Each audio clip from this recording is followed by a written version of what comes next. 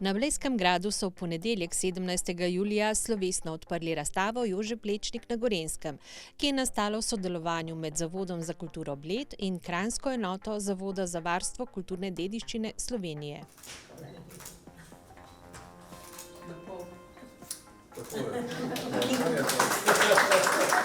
Ob 150-letnici rojstva znamenitega slovenskega arhitekta Jožeta Plečnika so ob koncu lanskega leta v kranjski enoti Zavoda za varstvo kulturne dediščine Slovenije pripravili obsežno razstavo o njegovem delu na Gorenjskem. Že ob predstavitvi razstave v Kranju so načrtovali tudi gostovanja po Sloveniji, najprej po Gorenjski. Povabilo na Blejski grad je prišlo ob pravem času.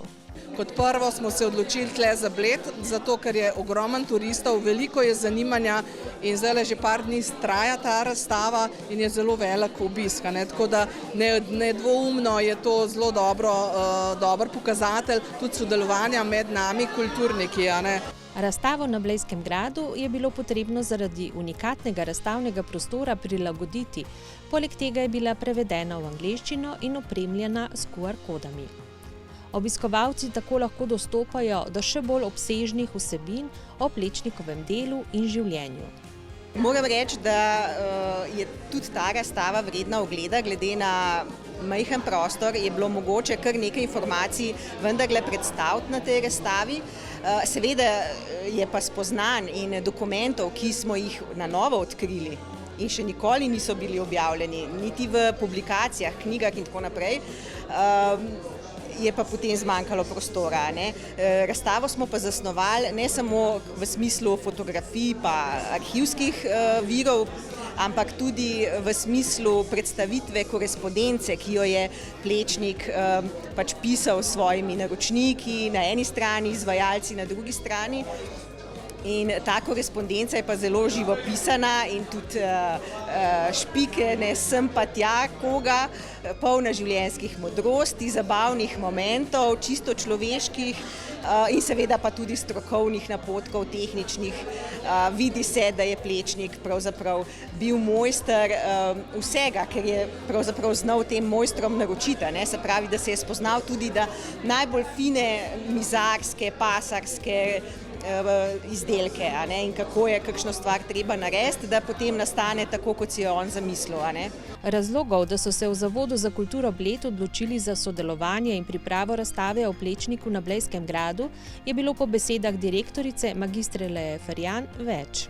Jože Plečnik je bil povezan tudi z Bledom, ker njegova dela lahko srečamo tudi v našem okolju.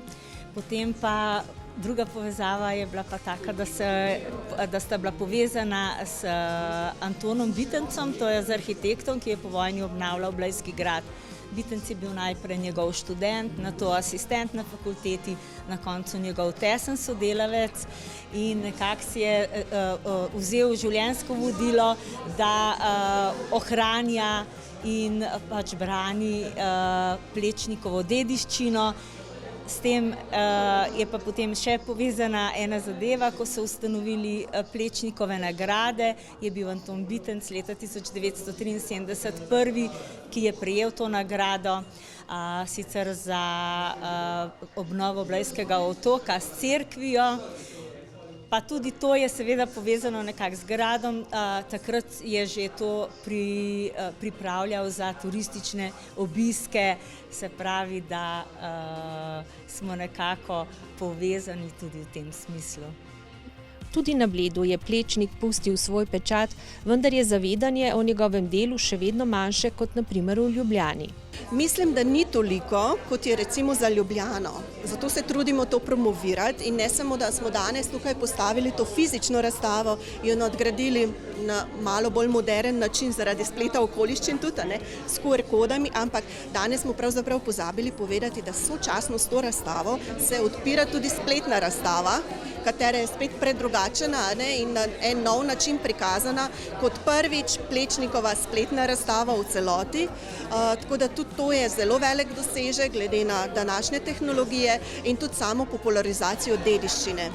In ravno to Plečnikovo leto je v ljudeh spodbudilo toliko zavesti in želja in odkrivanja, da so odkrivali v svoji okolici, da rečemo pravzaprav od predšolske vzgoje do tretjega življenjskega obdobja, razna društva tudi, katera zelo pozdravljamo, da so pravzaprav pristopili k raziskovanju, tudi na mogoče malo bolj ne toliko metodični ravni, ampak so veliko doprinesli.